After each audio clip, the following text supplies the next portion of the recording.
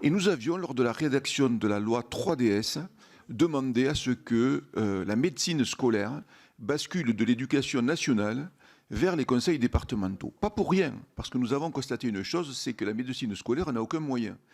Et qu'il arrive très souvent que des enfants, d'ailleurs de couches sociales, qui n'ont pas la chance d'aller souvent chez le médecin, passent leur scolarité sans avoir vu un médecin.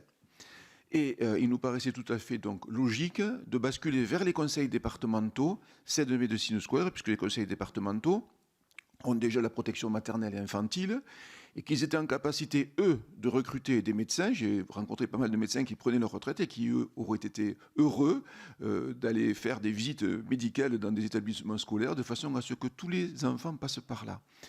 Alors c'est à la fois un commentaire, mais peut-être aussi un questionnement. Je regrette fortement qu'on n'ait pas pu le faire pour, je pense, des motifs purement corporatistes au sein de l'éducation nationale, dont je suis à l'origine. Je suis aussi à l'origine de l'éducation nationale. Mais je trouve que c'est un petit peu dommage pour ces enfants-là. Et je pense que ce que vous avez souligné en disant qu'il fallait un peu plus de médecins, etc., on ne les aura pas.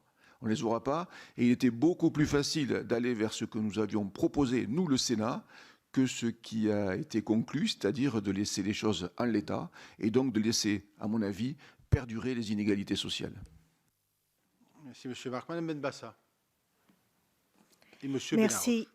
Merci, Président. Je voudrais d'abord féliciter la défenseure des droits et